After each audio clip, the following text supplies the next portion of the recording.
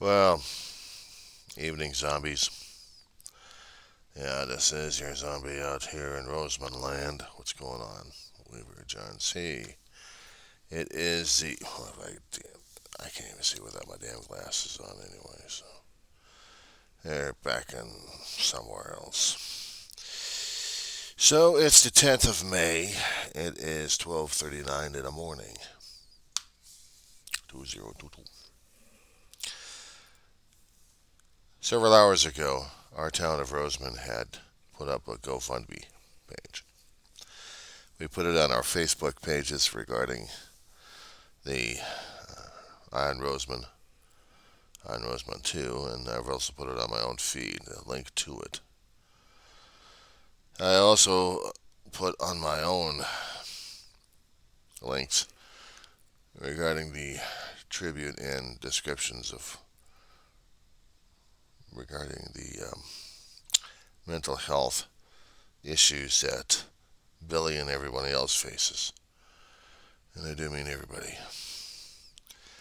Nobody seems to be wanting to talk about this because this is the hardest thing to talk about.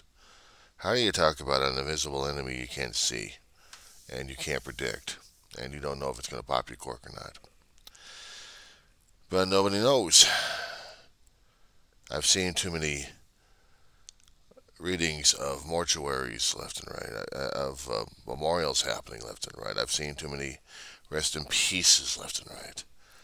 People were talking about it in their grief pages left and right of not knowing about if the person that they were sitting right next to or living right next to or under the same roof is going to pop their cork. People talk about the epidemics of what we're dealing with right now. We've got mental health illness awareness, and maybe a lot of the television stations are trying to make it aware to people that there is help out there. There are phone numbers out there for people to read and contact just in case situations like this happen. Unfortunately, we have to keep telling people left and right about this, and they become so sanguine about it. They become so used to about it until it's too late and we're doing it all over again. It's almost just as bad as dealing with, and I hate to bring up the Second Amendment situation over here, but gun violence. Without going into the controversy regarding the politics of the whole situation over here, the gun violence is one of those hot button topics that everyone is going crazy over, and they talk about we shouldn't allow crazy people having the guns. The problem is we don't know until the buttons are pushed whether or not we've actually got the illness being spread like crazy. It is not like anything we've ever dealt with before. This is not like some kind of physical infestation going into our bodies or squiggling around in our brains and helping us to our self-destruction here. There are a lot of things happening in our lifetime that either we have a problem processing and we have tried to shove it away, we have tried to cover it up, we tried to put makeup all over it, we tried to put on a clown's face, we tried to laugh it off. And the problem is we can't laugh it off. It's hard to talk about things like this because of our generational upbringings, left and right. Now, as in my situation, and I constantly try to refer it over to me because I am affected by it. I have been going over my tapes. I have been going over my memories. I'm convinced that I have already been suffering through it for a long period of time. And unfortunately, tell that to the doctors and behavioral therapists and shrinks out there. But the things I've experienced and things I've gone through doesn't qualify. And yet, I had those disturbances happen in my life. You don't go into a doctor's office with a blood pressure being raised automatically, unless there's been some kind of traumatic situation happening in there causing the fear to make that thing rise like crazy. Now, try this. You get a home test kit for blood pressure. You get a wrist monitor, and you start taking readings left and right at certain times of the day. If you have a certain thought, take a reading of it. If it's a pleasant thought, take a reading of it. If it's an unpleasant thought, take a reading of it. If it's regarding your fear or phobia speaking to you, take a reading of it. Now, on the machine, it usually tells you what your pulse rate is also. So take a reading of it. Whatever it is, take a reading of it. Go over it with your doctor. Tell them that these are the experiments I've tried. And in a week or two, a certain long stretch. Of course, you're going to have to put this in a notebook so you can bring it over to the doctor, or if you want to do it electronically, you can do that too. Let's be fancy about it, shall we? And show them the diastolic and systolic of it. Show them the pulse rates at different times of the day. Explaining what's been going on in those times. And also try to do this experiment at the same time. How many times have you gone through your fear and recorded your bio rates here? How's the blood pressure going? How is the pulse rate going? How has the respiration going? Basically, if you can also have pulse ox. Somewhere in there should be enough data to tell the doctor saying, look, I know I had an appointment coming up. This is what I've been monitoring. This is what I've been showing to him. I should start that myself. Just give me a blank notebook and I can start it up and at least show at least a week or two before the appointment kicks in. My appointments. I'll check the appointment calendar here. Is next week. I should do about a week's worth of data on this one on me. I need to dig out my pulse oximeter. I need to bring out the BP. And if I had a cardiogram, I mean, that'd be fantastic, you know. Cardio rates and the pulse respiration. Just to show in certain levels how my pulse rate's been going and how it's been not going. When I start talking about a thing, it should go crazy. Hang on a second. Hold on. Okay, so here is the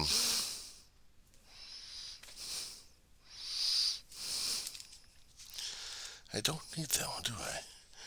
Hang on one second more.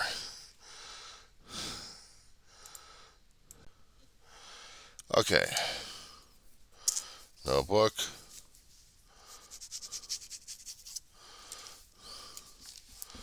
Okay.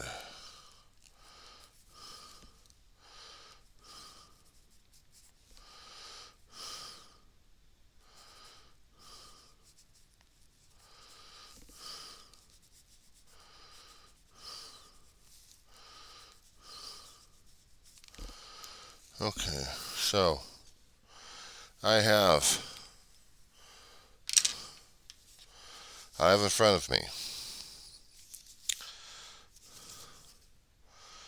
an old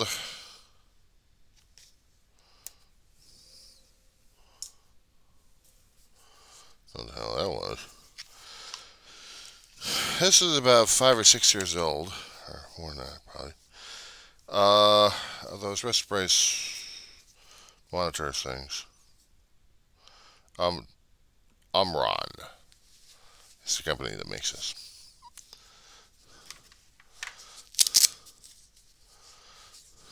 Pulse Ox. Choice Med.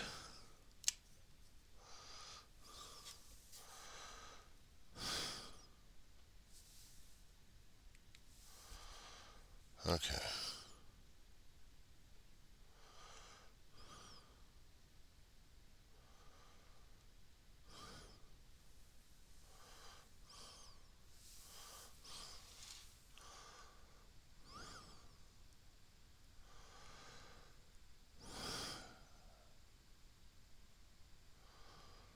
Okay.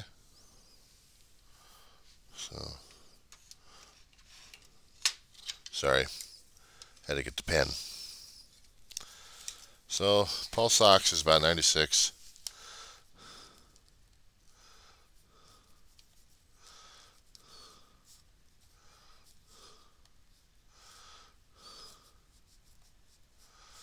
And the heart rate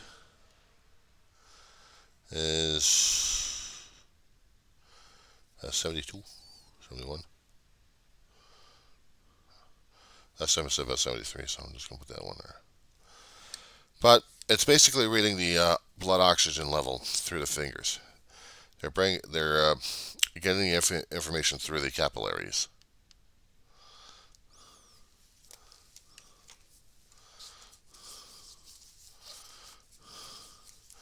Comes the fun part. I had to take about 2 readings of this monster.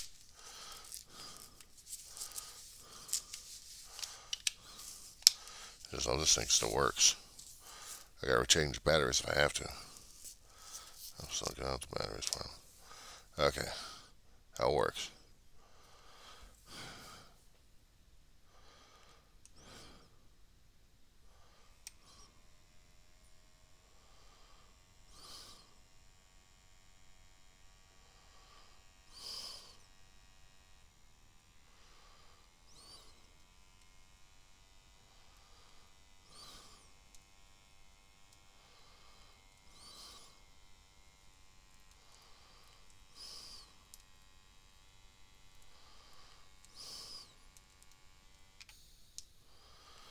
Okay.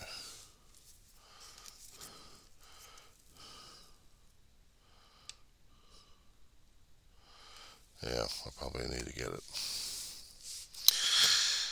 It's, well, it runs off of, what is it, double A's or triple A's? It's necessary to keep the batteries replaced in these things because they have a tendency of going out, especially when I can't even get the replacement batteries for these monsters. Give me a second here. Alright, had to switch batteries. Let's try this again, shall we? Alright. Had to be in a relaxed position. You don't know if I'm tense or not, just by getting readings. So I have to relax.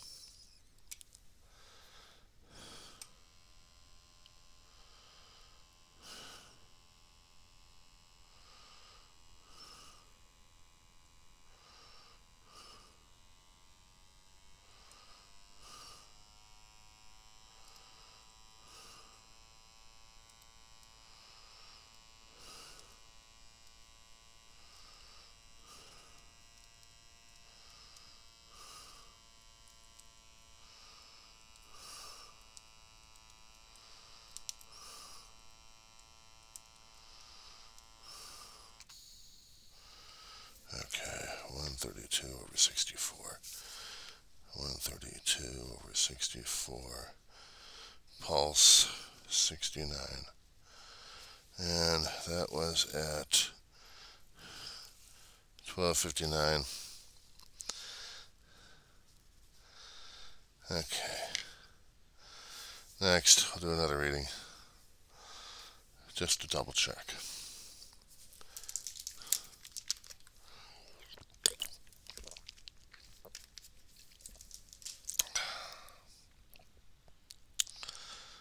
Okay.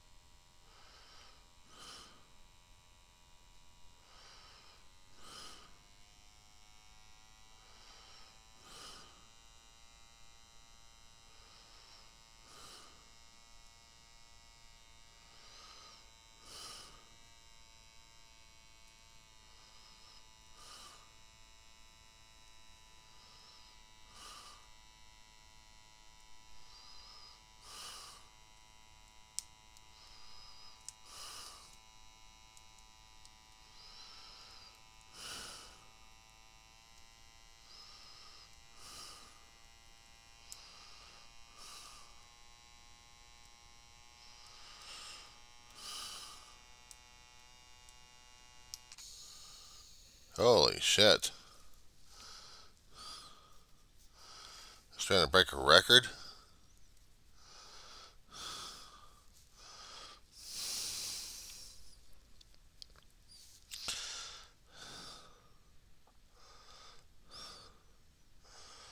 Okay.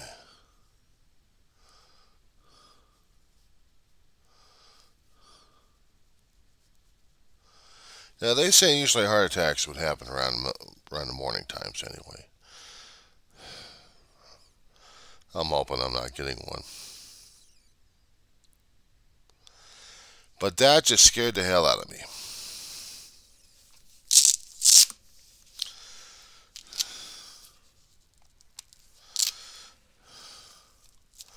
We'll try the other wrist.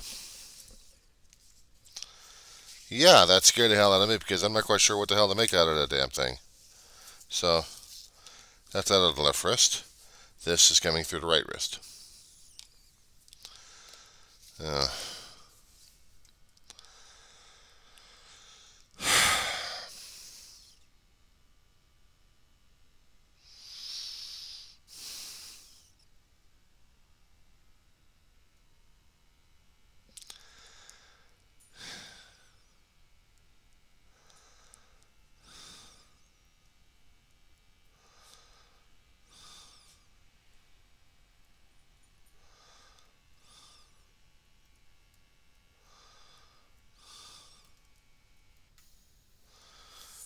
that's a lot better. 122/67.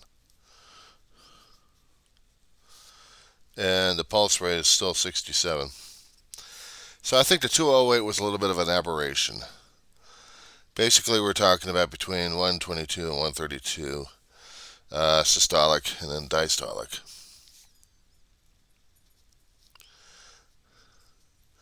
So how the blood's going through your heart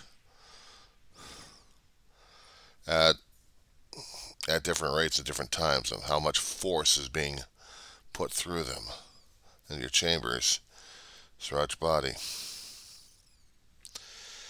And if it's under an anxiety level, the numbers will be a hell of a lot changed. This is the time I'm usually sleeping. So I'm trying to be relaxed as much as possible because I want to go back to bed and sleep. Those numbers, that aberration, that has got me concerned. Because anything that spikes up the systolic that way scares the hell out of me. And it should. This is my health dealing with.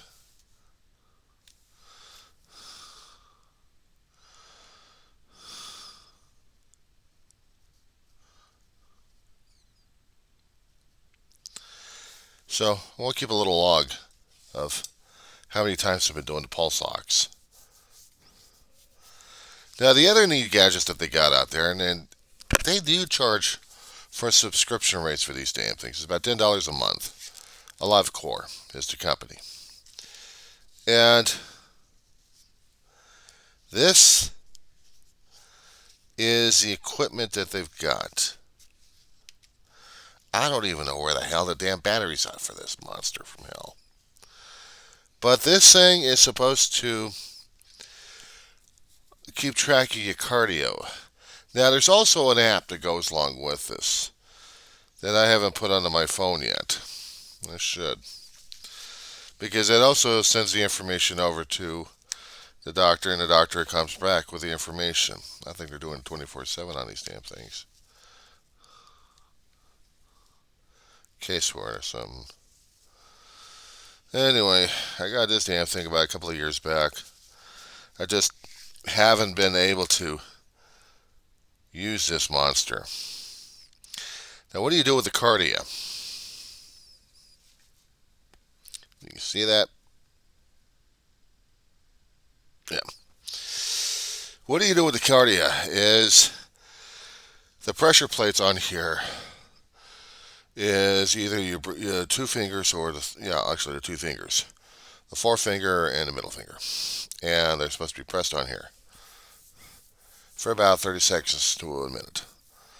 That way, it's reading the pulse, reading information. Now, I'm supposed to have enough room for this damn thing. So So we're going to do this. Meanwhile, let me get this out of here and save the batteries. I need to give me some fresh batteries. No, I don't consider the false information regarding batteries because it will not give me the right information, especially when you don't have the power for this thing to operate it. Where'd it go? Where'd it go? Where'd it go? Where'd it go? Right there.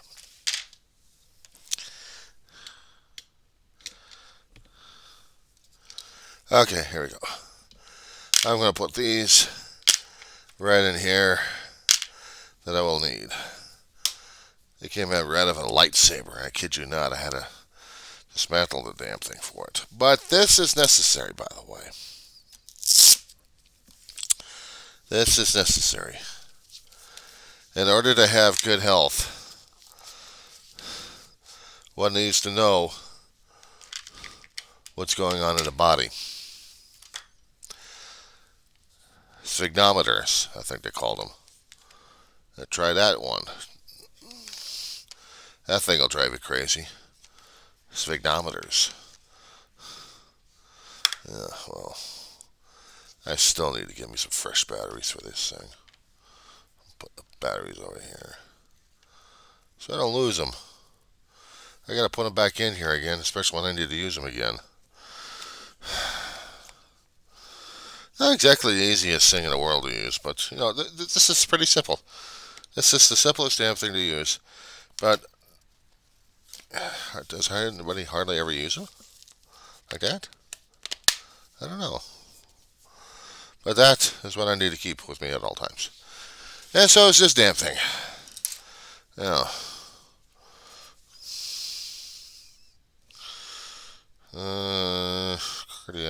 cardia.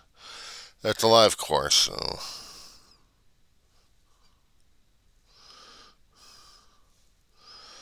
Alrighty, there we go.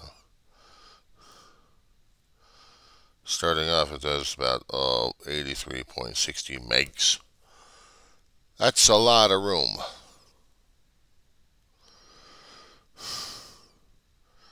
And my phone will be screaming and yelling at me for this one, because I need to take some stuff off. Well, let's see. I don't need dominoes.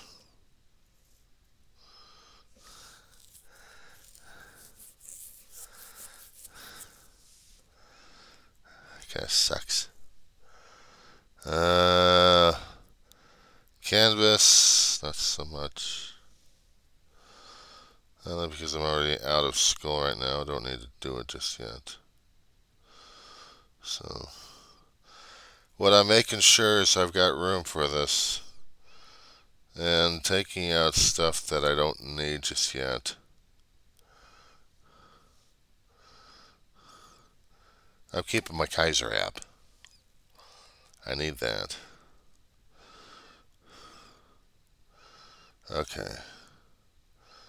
Now I think I should have room for this. Let me see. 83 megs. Holy kellies. How do you manage with that? Alrighty. So now I've got almost 2, which means now I can get into it and install. It'll take about a minute or less.